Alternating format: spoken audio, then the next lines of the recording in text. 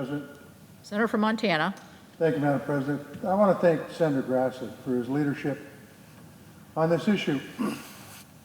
He has known for a long time, as I have known, that something is amiss in the competition in the cattle business. And I'm rise today to speak about that. It isn't talked about enough here in this body or in the United States in general. But the fact is that rural America is being cast aside, and it's falling prey to corporate interests that's only concern is about making a quick buck. The truth of the matter is that the American cattle ranchers are suffering.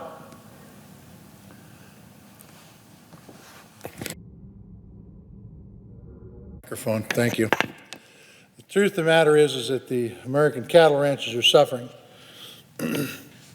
It is an open secret that meat packers have been taking advantage of small-scale ranchers, family ranchers, and the small and medium-sized feeders for years. And while some of us have been raising the issue for some time, it is now becoming apparent, and it has come into the national spotlight. It was exactly a year ago, almost a year ago, that a fire at a beef packing plant in Holcomb, Kansas, halted 5% of our country's beef distribution capacity. It caused the price of meat in grocery stores to skyrocket. It caused a sharp decline in cattle prices at the farm gate. And it was Montana producers and producers across this country who took the hit while the meat packing industry reported record profits. Following that fire, Senator Grassley and I demanded that the Department of Agriculture conduct an investigation into price manipulation by the largest packers. Though this investigation is ongoing, their findings thus far have been disturbing. Their findings clearly show that markets are being manipulated and that the packing industry is walking all over America's ranchers and consumers.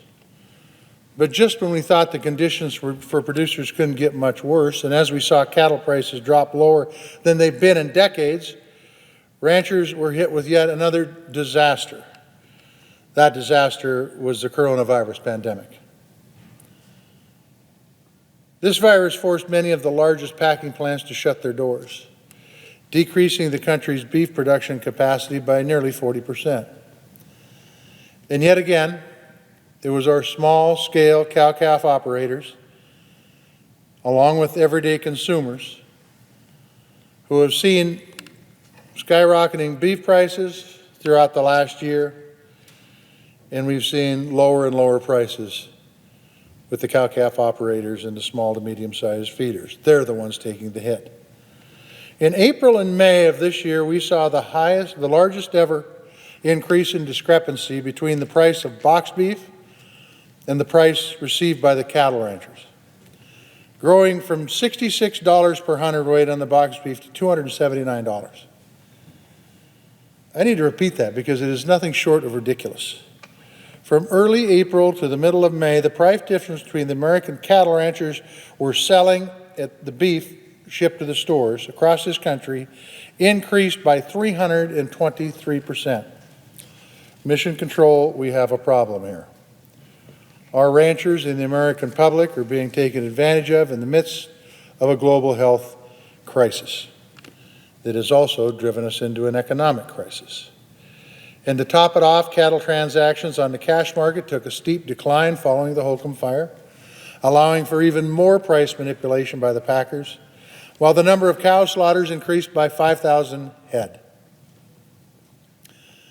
Now, it is obvious to anybody that looks at this situation that the packers are using these crises to force markets to work for them only. One of the ways the packers get away with this is by limiting transactions that take place on the spot or cash market. Instead, they set prices with formulas that allow them to use unfair market power to put corporate profits over our family ranches and feeders, and over consumers. And that is why Senator Grassley and I wrote a bill requiring large-scale packers to increase the proportion of spot transactions to 50% of the total cattle purchases. This would hold corporate packers accountable, make pricing more fair for our producers, cow-calf operators, small and medium-sized feeders, bring more money into rural economies and into the pockets of these families who are feeding this country and the world. But I fear that these words are falling on deaf ears. The fact is, we need more support from this body.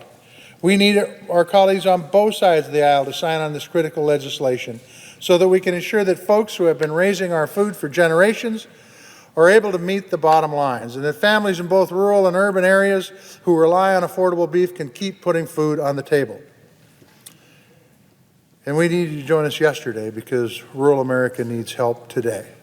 Folks across my state need help now. I know many of my colleagues, especially those of you who are on the campaign trail, are always looking for ways to show support for rural America.